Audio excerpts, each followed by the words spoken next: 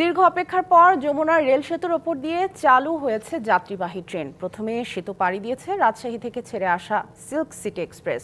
বিস্তারিত জানাতে টাঙ্গাইল থেকে সরাসরি যুক্ত হচ্ছেন সহকর্মী সোহেল তালুকদার। সোহেল, প্রথম সিল্ক সিটি এক্সপ্রেস তো পাড়ি দিল যমুনা রেল সেতু দিয়ে, যাত্রী সংখ্যা কেমন দেখছেন এবং যাত্রীরা কি বলছেন? সামিয়া, যেহেতু ট্রেনটি গতির মধ্যে ছিল এবং কেবলই হচ্ছে সে সেতু পার হয়েছে, এটি আসলে যাত্রীদের যে বক্তব্য অনুভূতি সেটুকু জানা যায়নি। তবে যাত্রীরা যেভাবে হাত নেড়ে উচ্ছ্বাস প্রকাশ করছিলেন, তাতে এই প্রথমবার তারা যে যমুনা রেল সেতু দিয়ে যেটি পাড়ি হলেন, তাতে বোঝা যাচ্ছিল যে তাদের অনুভূতি একেবারেই চমৎকার একটি অনুভূতি, সুন্দর অনুভূতি নিয়েই প্রথমবারের মতো ট্রেন যে যমুনা রেল সেতুর উপর দিয়ে তারা যাত্রা করলেন।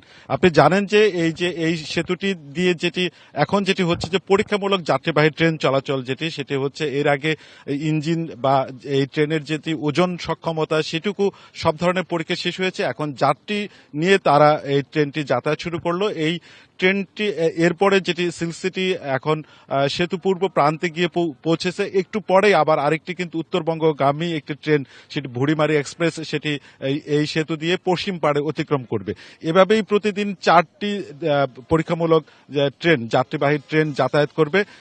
কালার এক্সপার্ট, জর্জ স্যাপ এবং মাইল্ড অন হ্যান্ডস টেকনোলজি সমৃদ্ধ অরিক্স ক্রিস্টাল ওয়াশ আপনার প্রতিদিন দুটি মিটার গেজ এবং দুটি ব্রড গেজ লাইনে তারা যাতায়াত করবে। এর ফলে যেটি হচ্ছে যে এই পরীক্ষা যদি সফলভাবে উত্তীর্ণ হয় এবং কোথাও যদি, যেহেতু এখন গতিসীমা ছিল 50 কিলোমিটার এবং এটি পর্যায়ক্রমে 80 থেকে 120 কিলোমিটার গতিতে এই রেল সেতুটি পারাপার হবে এবং সেই সফল পরীক্ষা অতিক্রম হলেই কিন্তু কর্তৃপক্ষ জানিয়েছে যে এটি আনুষ্ঠানিকভাবে এটি উদ্বোধন করা হবে।